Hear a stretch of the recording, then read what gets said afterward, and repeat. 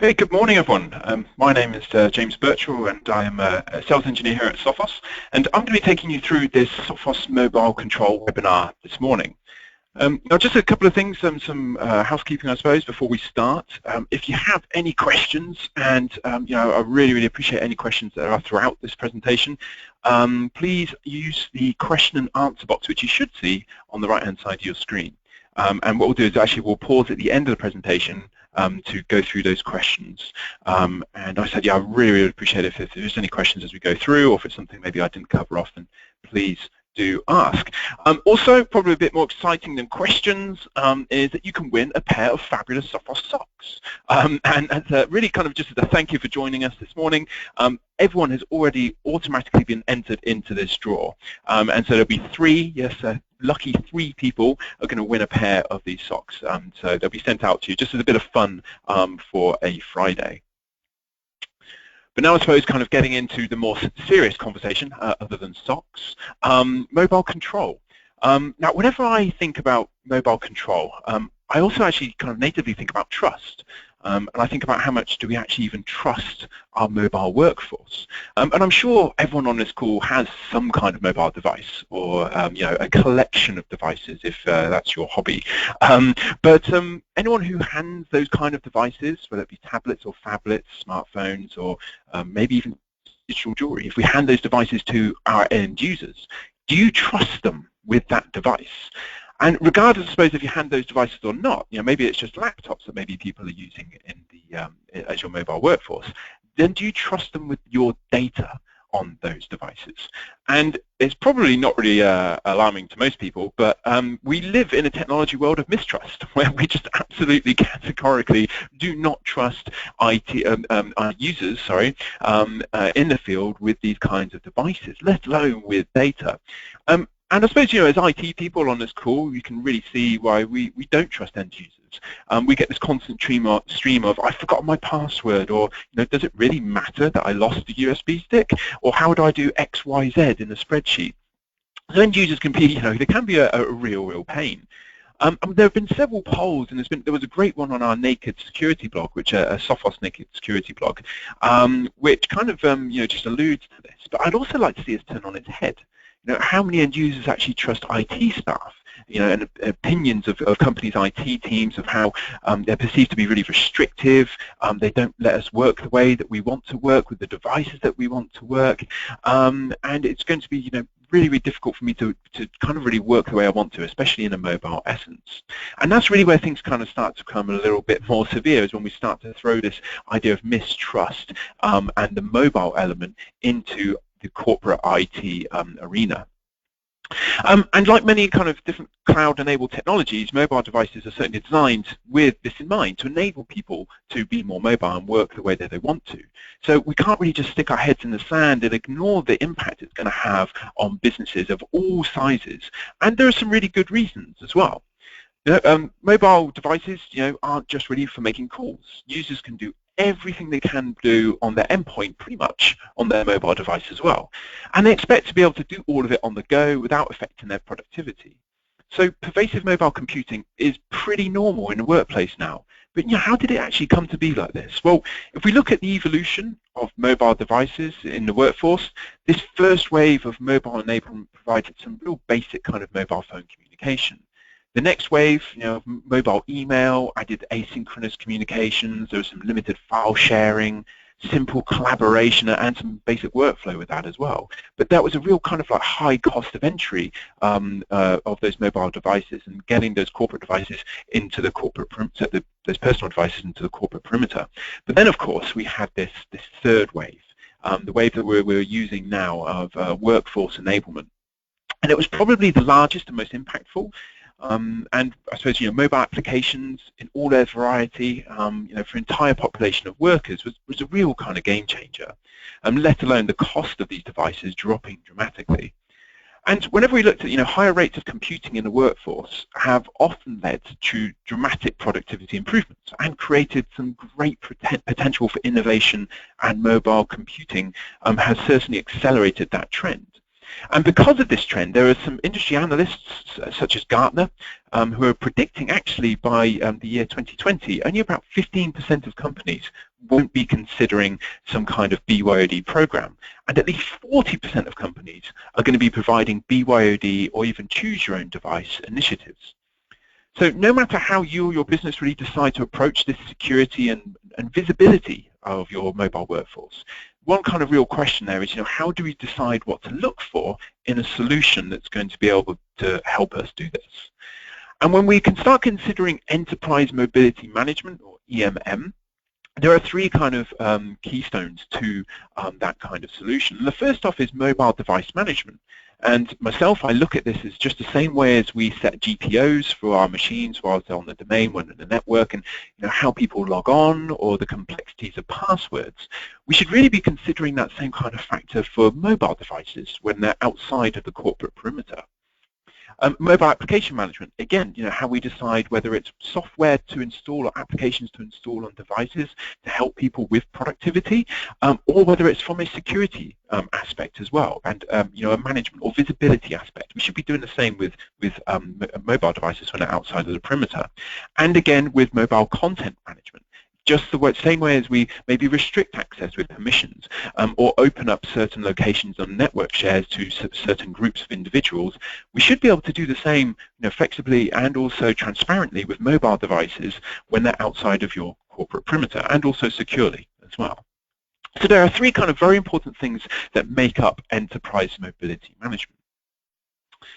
And so if we start to look at mobile devices, around what, 2.5 billion mobile devices, or probably more, that can actually ship this year, which means there are definitely more mobile devices on the planet than are actually humans. And tablet sales are soon going to outpace laptop and notebook sales as well, which, and when we think about how we interact with these kinds of devices, it's nearly around 4 hours a day, means we're actually spending more time on them than on our laptops and even maybe sat in front of the television. So we're really starting to live in a world where we're never disconnected, both personally and for many professionally, which is really starting to challenge those traditional workforce policies to keep data and also information secure. So mobile devices, and this is the other challenge, they don't really fit neatly into a category of consumer or business. They really do kind of cross boundaries. And while others think that the solution might be to restrict access, managing devices, what Sophos really believes is that users and their devices need to be free to work, I suppose, the way that they want to and wherever they want. And it's the workplaces that need to adjust to the users, protecting company data really without impacting productivity and being as transparent as possible. And of course, at Sophos, we take this approach whilst always keeping security at the forefront. And Sophos is truly the only vendor in this space that provides a complete mobile solution that is as simple as it is complete and secure as well. So now, as you kind of alluded to, and most of us know, if not all of us know on the call, that mobile devices have become multitasking computers, which constantly accompany us on our travels. And there are many different platforms and operating systems, versions, meaning companies have to support a wide array of systems. And as the users of a device is always really the administrator, that really then puts them in charge of security features such as password protection. But we really just have to imagine, what that means if the device has confidential corporate data on it, or your banking details, because users they perform risky behavior. So blindly trusting users to secure passwords, or even take care of sensitive data and always lock their device when unattended, is actually quite a risky game. And again, there have been many studies and many polls to show that IT security professionals have, I suppose in many cases, been made painfully aware of exactly that problem. And they don't necessarily have the tools or policies to avoid the risk, even if it was just by human error. Data is at risk of loss or theft. So even those who think that they're privacy and security conscious when it comes to mobile devices, they might actually be quite mistaken. Many users are committing some of the most basic and pretty dangerous, actually, security sins, according to a Lookout survey of mobile users. And the wide-ranging survey touches on many different topics, but most of them will be familiar to IT. And so, for instance, 76% of users said they were concerned about their credentials being exposed. 52% of users who said they were concerned with privacy but didn't read permissions before downloading an app. And 37% of people reveal personal information on places like social media accounts. 35% of people download apps from third-party app stores, and 34% of people don't set passwords on their phones, which I really kind of just struggle to believe how people think that that's intrusive to the way that they like to work. It's such a basic security measure. And another one, which I haven't put on the screen here, but I thought was interesting to mention, was that 76% of users, huge amount of users, actually connect to open or public Wi-Fi, which isn't necessarily the most risky behavior, I suppose, but it is something that could lead to attacks if people aren't educated about those risks. So the other question that often comes up is about, what about personal devices? And I've already mentioned how personal corporate devices, kind of cross boundaries. And as those borders merge between the private and business use of a smartphone, more and more employees are asking to use their personal devices at work. So BYOD, or bring your own device trend, may have started with managers, for example, bringing in their iPads, but it's now really common practice in companies of all sizes. And IDC actually predicts that employee-owned devices will overtake company-owned devices as well. And users get to use the device they want, and company saves money at the same time. But it's really, I suppose, not quite as simple as that. And even a device which is company-owned can't have uncontrolled access to corporate resources. So something else I ask myself is, why do companies go to all of this trouble if it's so difficult? Well, there are some real kind of economic benefits to BYOD. Businesses are often put under pressure to reduce running costs, and without doubt that actually spreads into IT departments, which are also asked to reduce operating costs and administration costs when it comes around to things like managing devices. So BYOD can actually save money, but it can also cost a lot of money. And this information comes from surveys where businesses run a strong BYOD policy. So spending money can bring many advantages, such as productivity and increasing user satisfaction, and also changing the user and business perception of IT, moving, I suppose, from an inhibitor to an enabler. But BYOD also means that we need to look at how we support users. And do we need to introduce additional procedures or training for IT staff? And will our current IT infrastructure and solutions support a BYOD strategy going forward? And when we're talking about BYOD, if people really want to use the latest mobile device to connect to business networks and data, we need to think about an acceptable use agreement. And if that is the same device, I suppose, if we think about it, that they use for Facebook or playing Angry Birds, there really has to be a compromise when corporate data resides on the same platform. So an acceptable use policy is one way to make sure users are aware of their obligations and when using any mobile device. But unless this agreement is actively enforced, then it's not really worth the paper that it's written on. So there are 4 things, I suppose, that organizations really need to think about on top of all the other things that we've discussed. Many organizations are given access to corporate email from personal devices, but how safe is that? And we've seen from studies shown earlier that if the phone owners decide that having a PIN or password on the phone is a hassle and that the phone is lost or stolen, then whoever finds it pretty much has immediate access to the data that's on it. So it's also useful to know what a user is doing with their device, maybe how much data they use, and what apps they actually have installed. Because the last thing IT departments need is more to manage, more stuff on their plate, and more help desk calls to deal with. So we need to empower users to manage their own mobile devices. And there are ways in which we can do this. So users want to be able to read corporate email, or they want to access other corporate resources while they're away from the office. Of course they do. So it means managing their data takes less time, which can help to make them more productive. And many organizations are already actually doing this. But giving email access to one person means actually giving access to everyone. And our mobile control software will actually allow only registered and compliant devices to connect to corporate email servers and send the settings to that mobile so they're ready to go. IT admins have also given the user the ability to use their personal devices at work, which is obviously great, but you can't expect them to keep that phone safe. And that's why mobile control makes sure that even if a mobile device goes missing, the data is still secure. IT administrators, for example, can force a user to have a password or a passcode for their device, and it's also possible to lock and wipe that mobile, ensuring any corporate data doesn't fall into the wrong hands. And with the right policies, which we're going to look at in a second, we can also then actually say that corporate data has to reside within a secure container. And so those rules and regulations around maybe removing that data securely and removing that data automatically if the device becomes compromised is also another configuration that you can set on those devices. And as we all know, I suppose, right, tablets, smartphones, they're all about the apps, but you may want to have an idea of just what's installed on mobiles, accessing your network, or maybe even prevent users from installing them. So maybe having like a blacklist of apps which could be deemed to be malicious or for the Tor network or hacking tools. And customers can do this all with mobile control, as well as deploying policies. You can install, you can remove apps, all from a central management console. There's also an option where you can add enterprise version of Sophos Mobile Security, which can be integrated into SMC and fully managed from the admin console, which will help keep Android devices safe from malicious applications. In manage mode, the user can no longer make changes to the app settings, and the app is fully integrated into the actual compliance check. So the admin can block infected or out-of-date devices as well. And this version of Sophos Mobile Security also offers things like web protection for Android devices to protect users from malicious websites. People can still use the free app, which you can download from Google Play Store, but the managed version is much more suitable from a centrally controlled kind of point of view.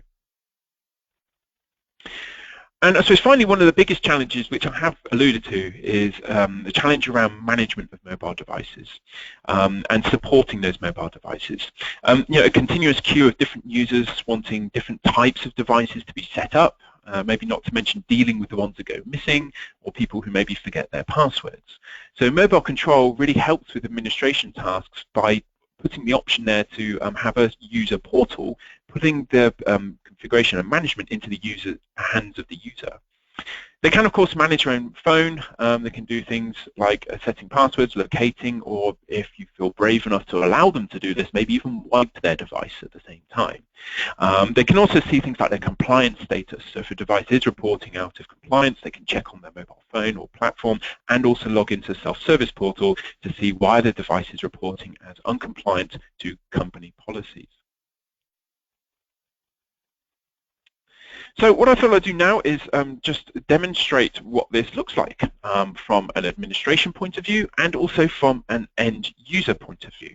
So hopefully this all works seamlessly when I exit the slide deck and I switch over to the self-service portal and also to the management console. So let me just log in here and it will hopefully give people an idea of the simplicity and the very clean user interface that we have built into the administrator's console. What I also have attached, let's get this up and working. So I'm flicking through all the screens here. I have a Android device, and I should also have, if I just boot this up, a iOS tablet as well, connected through AirPlay. So let's get this going. There we go, and let's mirror this device. Should see here. Fantastic. Great. So we can have a look at what this is like from both sides of the fence. If anyone does have any preference to see Android or iOS, I guess maybe throw that into the Q&A and I'll be told which one has maybe got the most votes. And then we can also argue out which one is better maybe at the end of the discussion. But that's a whole different ball game. So back to Sophos Mobile Control. So okay, from a management point of view, and from a deployment point of view, this is a technology which you can deploy either on-premise or you can sign up for it as a service directly from Sophos, where we're managing and hosting all of the back-end infrastructure. But if it is installed on-premise, you can then essentially build in redundancy by installing multiple Exchange Active Sync proxies, but in itself it is an EAS proxy. So it is protecting your Exchange environment whilst also safely and securely delivering those emails out to your mobile devices when they're outside of the corporate perimeter. But what we have here is a number of different devices that are actually reporting in. So we have this initial dashboard which gives us lots of information and maybe even reporting data about our devices. We can see here we have a number of custom reports which we could click on and we can view in Excel spreadsheets and then produce reports off the back of that. But then so looking at the devices themselves, we have a number of devices in here. I'm just going to filter this down on my own group of test devices. You can see we have a Galaxy Tab, we have an iPad, we have iPhone, we even got a Windows phone because actually the popularity of Windows phones is certainly increasing. And we have a number of different columns. So we will see it's managed, if it's compliant from an administrator's point of view, where we have email, whether it's allowed, network access control. So if we have roped in UTM, we can also configure automatic to be automatically revoke access to the network, and we also then have the container. So whether we're allowed access to the container, which I'll show you from an end user point of view, and then whether the device was set up and registered through the self-service portal or not. So let's just maybe just start off by picking on the Android handset as it's at the top. You can see once the device is enrolled, we get all the information back to the central management console about this device. We can then take a number of different actions like sending messages, locking the device, or even doing a locate functionality if we want to. Also on that as well, we can then actually install profiles from here. So we can pick device profiles, select them from the drop-down list, and also security policies. So whether we're looking at that container on the device in exactly the same way. But as you can see, we have lots of information about any device property information you'd want from this mobile device, even looking at installed apps, and also scan results for those Android devices as well, so if there's any suspicious behavior. And of course then if we're trying to troubleshoot those devices, we want to see if there are any problems with either transferring packages or maybe if it's installing applications. So then we'll then get a number of different types of messages or status messages here, depending on what has happened, whether a user hasn't maybe gone through the steps of installing an application or there is a problem actually communicating with that device itself. So how we have this set out is we can create profiles and policies. So I can look at, again, if we just stick with Android, we have mobile security policies, which is looking specifically at the settings for the antivirus app.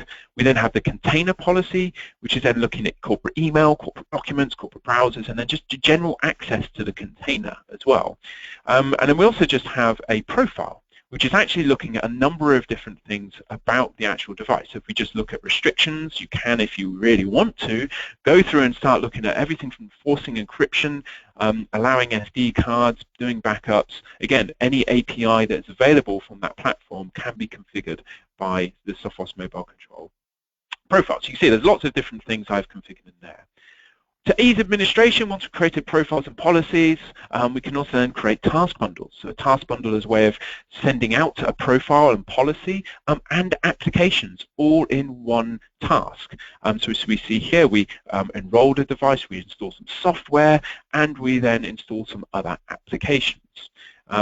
SMC can be used as a central library for all of your applications. So whether it's Android, iOS, or Windows, we can then actually start to populate this with either Google Play links, or we can actually add our own packages if we're creating them ourselves.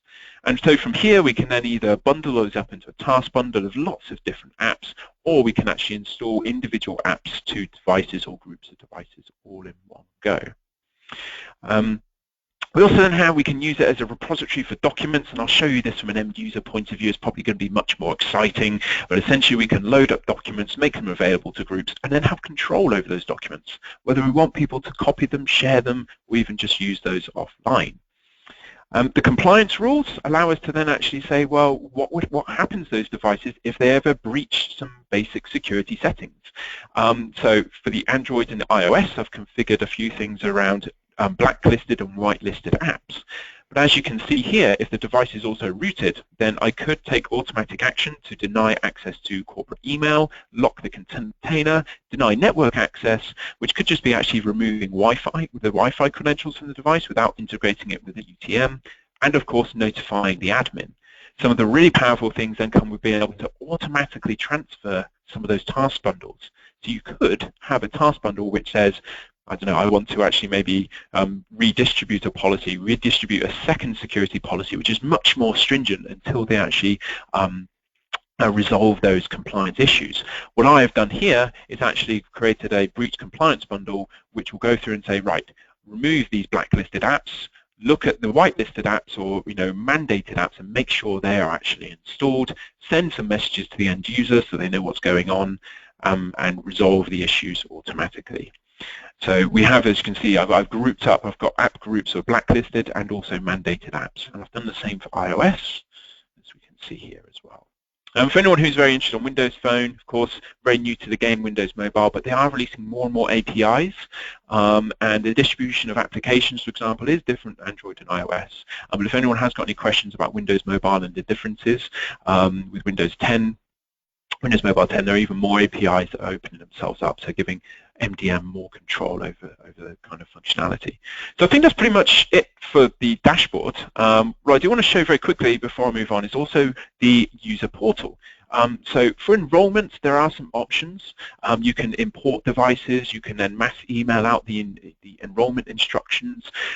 So for large groups of platforms, it is very, very simple. But then if there are maybe some use cases where you say, whether it's C-level execs, or you want to really delegate the responsibility to your end users, you could say, hey, look, log on to this URL and just manage your own devices. So as you can see here, I've got a number of different devices. If I would say, for example, let's pick on this Galaxy tab again, I then select an action. Now these actions can be configured from the management console, so you can give as much or as little access to these types of configuration options as you see fit. So you may not want to be able to let people wipe their device, but locating is a great example. So if I go through here and actually say, yep, let's go ahead and locate this device. Now if I look, I suppose, at previous, or that's now pending, if I can then look at that task, it's still going to be going ahead and contacting that device with via GCM, Google Communications, and then back over the HTTPS. With the iPad, I can do exactly the same thing, but of course we actually then use the Apple push notification service to communicate with those devices. So again, we can see that it's a pending task. And hopefully, when that completes, that should then of course show where we are here, Sophos in Abingdon in the UK. But to also enroll a device, let's just show you how simple it is and easy it is for an end user to get a device enrolled into Sophos Mobile Control. So this is, of course, the end user license agreement, and of course this is free text. You as an administrator can pretty much put whatever you want in here. But of course, for them to proceed, they have to accept those terms.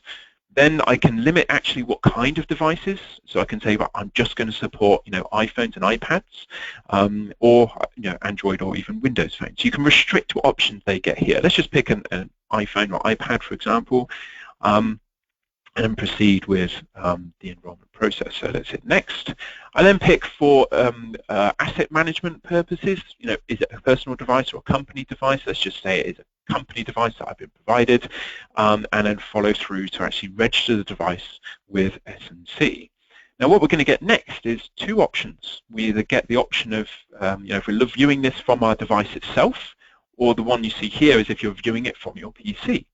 So what we can do is if we have this with our PC, or Mac, I suppose, is actually, as it says there, follow the instructions, go to our relative store, download Sophos Mobile Control, and then with that app, we scan the QR code. The QR code will then contact the server, download the management certificate, install that on the device, and so the user will have to go next, next, next, and that's it. It is done. It is as simple as that with regards to enrolling into Sophos Mobile Control. It's probably even easier if you're doing it from the device itself, because you literally just have to click buttons, and it will go away and find the app for you. It'll install the app, and again, you can click Configure App. So incredibly easy to do, and it's exactly the same process on the Android as well. Once we then have the device enrolled, that's a fictitious device. Of course, we're going to see that it's not going to actually be completed, but if we go back to the management console, if we look at devices, that has already created it here, but of course it's completely fictitious, so I'm not actually going through with this. So what we could do is just go ahead and probably just delete that device to keep things nice and tidy. And I should also delete it once I refresh straight from my end user portal. So the end user or the self-service portal is a fantastic way of maybe giving people more responsibility about their devices, and especially if you are adopting BYOD, people can just enroll whatever device you agree to as part of your BYOD strategy. Okay, so hopefully that's maybe aroused people enough to ask some questions and maybe throw something in the Q&A. But what we're going to do now is actually look at it from the end user side of things and actually have a look at what this looks like when users breach compliance. So I know I might throw this out if anyone wants to say whether we go for Android or we go for iOS. I'm thinking maybe we just go for iOS this time. I did Android last time, so if anyone's offended by iOS, either look away now or vote. Please do. I will actually have to just come back to the Android very briefly because we have an app on there and mobile security, which you see we don't have for iOS. So that's a point for another discussion, I suppose. But what we do have on both platforms, which is working great, is that we of course have to have an agent which communicates back. There we go, with the mobile control server, whether this is as a service or whether it's your own implementation. And what this will do is obviously check to see if you're compliant against those rules, which I've created in the management console, and also be an interface for users if they want to maybe access applications. So it synchronizes at intervals. It can also do manual synchronization, which I just can do now, and I can also offer apps to people. So they don't have to use this, but we can then either remotely install apps or we can just offer them here. This will then just literally give people the option to go here. I can click install. It's an easy way of navigating rather than navigating around, sorry, the iTunes store. So that's going to go ahead and just install the Authenticator app. I can then also look at messages, so the device will tell me if there's a message from my IT team, but then also get the option of actually looking at contact information. So if I have any problem, I straight away know exactly where I can get access to contact details from my IT team. If I open up the corporate workspace, there are a number of different features that are built into this container. And this is all protected, as you can see, by a password, which I have defined via policy. So this is, regardless of whether the end user puts a PIN or password on a device, you're protecting your corporate data. So I'm just going to log in, as you can see, with an incredible password that will never get compromised. I promise that. There are a number of different things which have been configured. So first off, we have the corporate browser. This is absolutely fantastic if you need a way to provide secure access to maybe intranet pages on the network. You can populate the secure container with a root certificate, and then you actually just pre-configure those URLs for access into the container itself. And as you can see, you can then actually get prompted with a specific bookmark, or I've already pre-configured a number of other different bookmarks as well. So it's not like a browser per se, but they can go through that page, they can go through the intranet. So fantastic if you need to give that secure access externally back into the organization. And that, again, is all centrally configured. What we also then have is the ability for corporate documents. So this could be for different departments, different groups, you would have a different subset of documents presented here. A good example that I always like to think of this is, in a disaster, what is the company's disaster recovery plan? Do all of your end users know about it? Or the same thing for, data protection policy. Do people know how to get access to data protection policy, and do they understand what it is? And education is, a big part of the GDPR, which was just actually became active a couple of weeks ago. But if we look, for example, we can go into corporate documents and we can go, what do I do in a disaster? This is exactly what I need to do in a disaster. Fantastic, done. So, my education and training, I can kind of tick something else off the list. But it's also good for, specific documents, of course, to maybe particular departments. The other thing which I really, really like this for is regarding access to corporate data. Maybe if it's cloud storage, maybe we use it for work, for collaborative working. And the question that has kind of come, well, if I use cloud storage, and this can support all of the major brands of cloud storage and any of even your own web type solutions, how do I know that that data is protected? Now, of course, cloud storage providers are going to do a fantastic job of protecting that data. They're going to encrypt it themselves. But if, for whatever reason, your details, your authentication, your logon details become compromised, then that cloud storage provider, they've done their due diligence. They're offering up their authentication portal, you've authenticated. It doesn't matter that it's actually someone else who's got hold of your details. So if we were just to take that example into account, let's say, for example, my credentials, my Sophos password, very secure, has been compromised. Someone can then log into my Dropbox account, and they'll be able to read documents that we see here, the one on the very right, that haven't been encrypted or protected with Safeguard. So they're being protected by Google because I'm storing them in their cloud storage container, but I haven't encrypted that with my own encryption key, which I manage and I control. So lots of secrets that people have now got access to. If, however, my environment is protected with Sophos Safeguard, and I have the cloud storage module, which actually automatically and transparently encrypts documents with my own encryption key before it's stored in the cloud, as you can see here, then my data is protected. Because I haven't got the ability to decrypt that document. So the way around that, to make that completely transparent and to keep your data protected, is to actually synchronize that with the Sophos Secure Workspace. So again, just checking I have access. And if I view that same very secret document, we're going to be able to read it. Of course we are. But then if we view the John Snow document, which was fully encrypted before, we can see it decrypts it with the encryption key, all absolutely transparent, and we can see that this is John Snow's document. And of course, I can still edit that if I need to, like you would expect, and it's still going to save it as an encrypted document. Let's discard changes. So a really, really good way to make sure that you have persistent encryption when your document, is encrypted on your encrypted hard drive in the office. It's then encrypted in transit, encrypted when it's in Google Drive, and then when it arrives on your mobile device, which is also encrypted, you decrypt it until it resides on an encrypted device. It never leaves any kind of encrypted state. Okay, so I think we can have a look at the email app. It's going to be emails. It's very, very basic, but it's a good way of you keeping control of your corporate email. So again, it's all locked, so gain access. You don't necessarily have to put a password on your corporate container, but that means then if the device becomes compromised, the corporate email can be locked automatically. I can search, I think I had some test maybe, but it's just synchronizing up, and there we go, we've got lots of different kind of test attachments which we can search from. Just to things like the calendar and also contacts as well. Okay, so what if my device goes into a state of uncompliance? What can happen? Well, as you saw in the management console, I did actually create a few scenarios with mandated apps and also blacklisted apps. Now, an app I've actually mandated on iOS is the OpenVPN. I want to make sure people, if they're VPN back into my organization, they do it in a secure manner. So this could be, a number of different types of applications, I suppose. So let's just go ahead and just remove that, and you'll see what happens, and we'll see Sophos Mobile Control scanning the device, notifying the end user, sending messages, locking the secure container, and also then reinstating those mandated apps.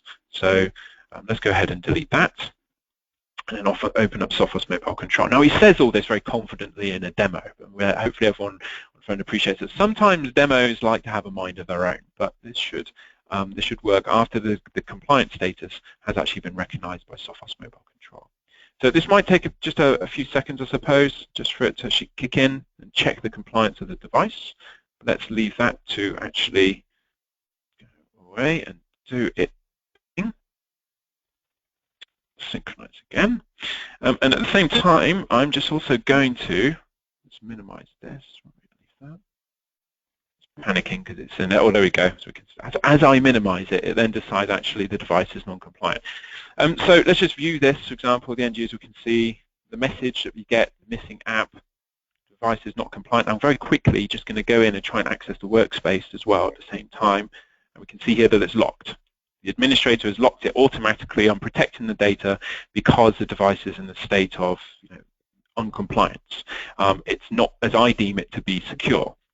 What we also have for that container, while we just leave it on that screen, we watch the OpenVPN client being reinitiated or reinstalled, sorry, is that container, you can also automatically lock it by boundaries, whether that be a time boundary, so you only give access to it maybe between the hours of 9 till 5, whether it be when you can access a certain SSID, and when you can't access that SSID anymore, we again lock access and restrict access, or actually a location. So we can, mark a boundary and put, geotagging, I suppose, on that device, and if it leaves that boundary, then it will actually, again, automatically lock that container.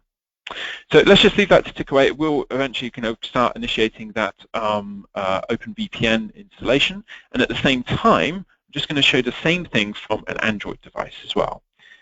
So let's get this to wake up. Be able to see very secure password. And the other thing we have on here as well, actually, just before I go and kick off that uncompliance status, is the ability. I put application protection on this. So another secure password. Sophos Mobile Control, we can see it's very much the same, but we also have application protection and application control, which are extra APIs that are opened up by Android. Now, if I just go back to the home screen, let's then look at the mobile security app, because again, this is something that's different for Android. Again, we have a full-blown antivirus scanner, on-access and on-demand scanner with the ability to do things like web filtering, which we can all see here. Let's go back. And we can see that's managed by SMC, so there's no kind of change of configurations. Also, there's spam protection and privacy advisor, which is going to give you some good indicator about applications which may be causing harm or might actually be costing you money if you were to use them. Behold, Google might cost you money. Strange that. So let's go through here. So the workspace, it works in exactly the same vein. And in this example, though, for the Android, see it's working. Let's go ahead and install an application this time. So this could be a blacklisted app. It could be an app which maybe is like the Tor network application. It could be hacking tools. It could be a number of different things which you have deemed to be not going to cause illegitimate access or cause harm maybe to your data. So let's go ahead and this will open. So we can open up the game if we wanted to.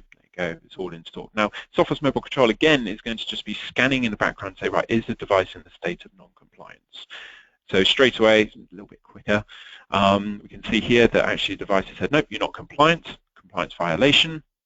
This application has been installed. We also then have a message from the IT team.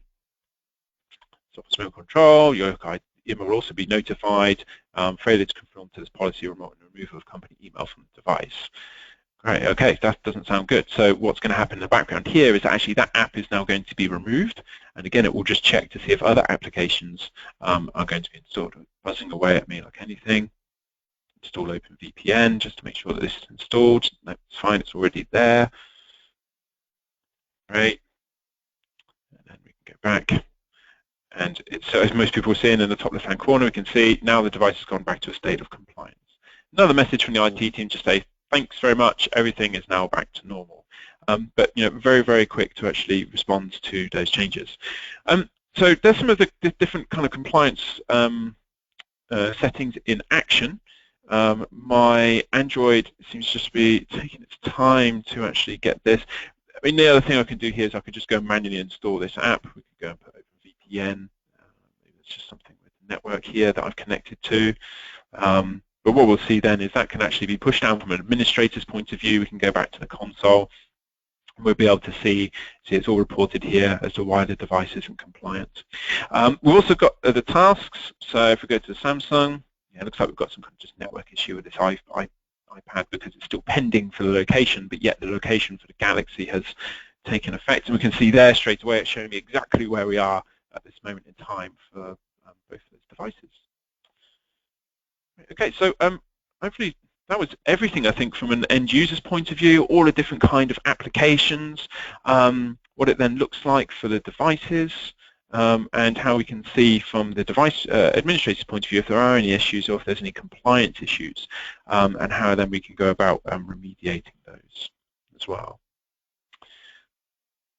So yeah, something wrong just with the network I have this attached to, because even though if I've gone and installed it, it's not coming down. Anyway, okay, so let's just recap then a little bit about Sophos Mobile Control and just some important kind of takeaways, I suppose.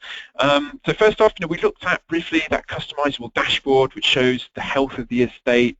You can gather many different kind of reports about all of your different devices and your entire mobile workforce.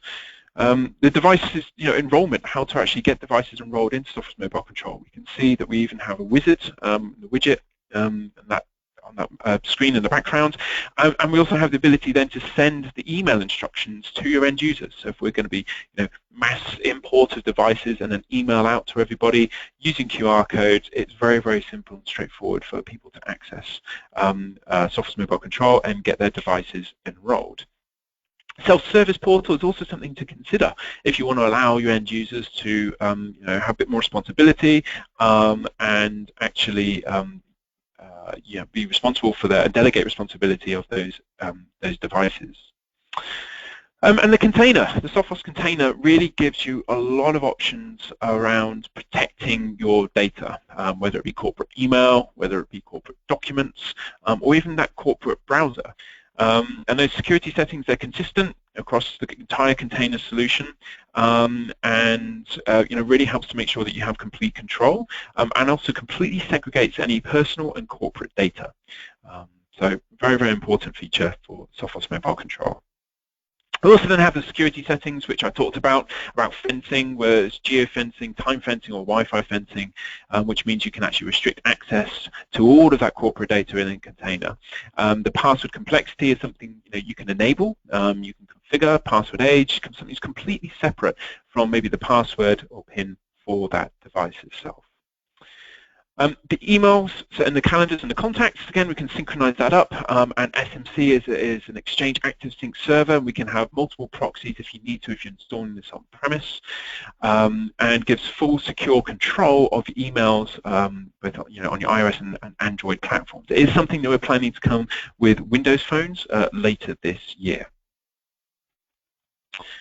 And of course, yeah, there we go, just a little bit more about email and encrypted storage of all those emails, and the story around having, if you're looking at protecting your data at all times and having that persistent encryption from on-premise through to your mobile workforce and back again, then you can achieve that with Sophos Mobile Control and Safeguard by working and sharing things like key rings. I think we looked at this, but the corporate browser allows administrators to push up links to the most important kind of areas of your intranet, and easily able to whitelist locations that employees are allowed to actually navigate to, and even controlling the access to download documents, copy documents, full visibility and control over that. So lots of benefits about using a corporate browser, especially if you do have a very mobile workforce who need access into the intranet or other locations as well.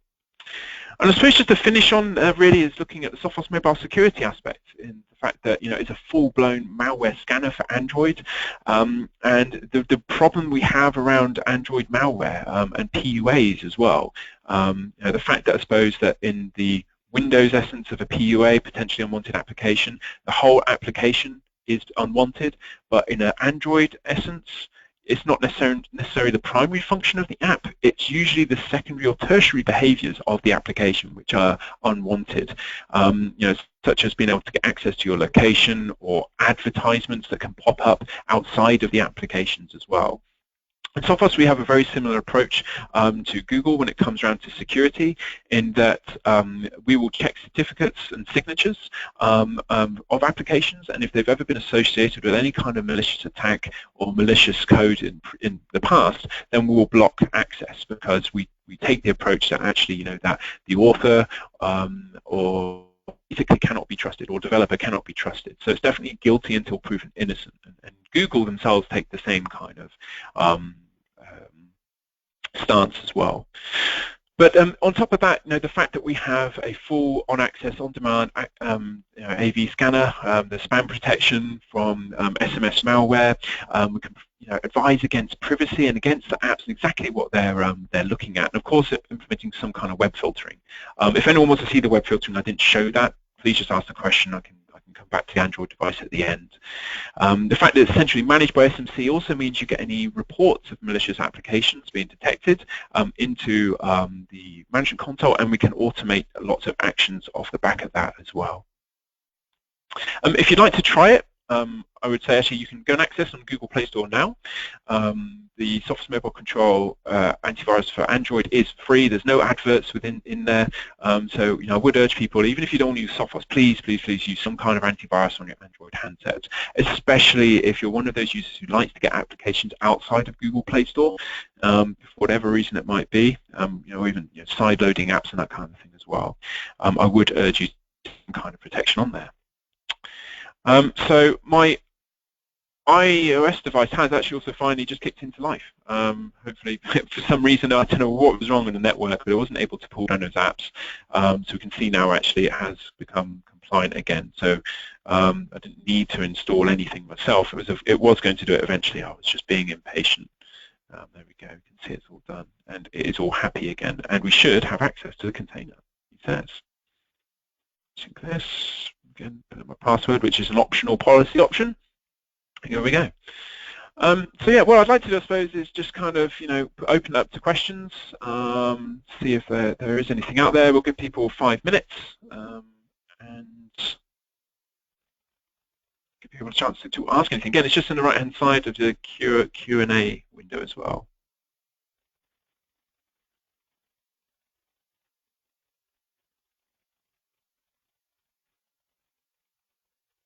So we've got a question here from someone who's saying that they actually manage quite a number of small businesses. Do they have any multi-tenancy features so you can separate each of our customers on the same instance? Or do you have to have multiple instances of your mobile product? So actually, if you were to install this yourself, actually on-premise, then you can access a feature called Super Administrator. What that means is you can set a number of global rules and separate out all of your other company rules and all your other companies, actually, sorry, into individual multi-tenant views. So you're essentially then making an individual portal for each company. And again, you can configure individual rules and separate policies and profiles and task bundles for those individual companies. But even at a global level, you can have access to each of those companies, and then you can also create some global policies and profiles as well. So yes, it is possible, if you're looking after maybe many different departments and you want to separate data, or if you're a company looking after lots of smaller companies, almost like a managed service, then yes, you can install it in that way. My company has a strong security policy. We need to make sure our work tablets only can get on the Wi-Fi and get email within the building. Do you have any tech to help here? Yes, so if I think I understand that correctly, so they can only get Wi-Fi and email when they're actually in the building. So actually with Sophos Mobile Control, you can provide this over the air. And so you can actually give email, or it can actually be an Exchange Active Sync server, and can, what's my strong password, and can also provide access to corporate emails, whether it's in the container or whether it's in the native email container itself as well. And of course, that's all secured over the air. You communicate over HTTPS or over APNS on an iOS device. And so there's Wi-Fi settings. You can configure them centrally. And actually, if I think I've got it open, profiles and policies. If we look at, say, Android. Let's look at Android policy here. Let's add Wi-Fi configuration, for example. So, of course, we're going to have some kind of security on that as well. You can actually set the SSID and then the password for that. And it's the same for email. Exchange Active Sync. Now, Android's an interesting one because obviously there are only some types of platforms which natively accept EAS, such as Sony, Samsung, and LG if they're on particular versions, which is another reason why we have our own email client. Actually, so that even if you're using some of those versions which don't support EAS natively, then you can use our email client and put a password or not around. It's completely up to you to make sure you get corporate email to those devices and you remain in complete control as well. Another question. We are trying to move as much of our infrastructure to the cloud as possible. Do you have a cloud-based offering of this, or do we have to host it ourselves? So one of the questions I just mentioned is that, yes, you can, of course, host it yourself, but we do have this as a service. So like most people, they have a cloud plan or cloud migration plan. So if you're interested in looking at MDM or BYOD and want to, again, take that to the cloud, that is possible. Just please contact us through your regular means, and we can let you have a trial of Sophos Mobile Control as a service, and everything which I've demonstrated here today. You get full access to all of that functionality and capability as well. Great. Okay. Any more questions? I think we've got a few more minutes if there are any questions at all. If not, thank you very much for those questions. If anything does come in afterwards, we will certainly make sure that we get in touch with you. And if there's anything you would like, after this presentation today, please, check our website, sophos.com, log on to the partner portal. We have a number of podcasts as well. If you go to our website, Security News, Security Trends, I think it might be, and then go to the podcast section. There's also the Naked Security blog, which is fantastic. We have a YouTube channel, and of course you can just contact your Sophos account or channel partner.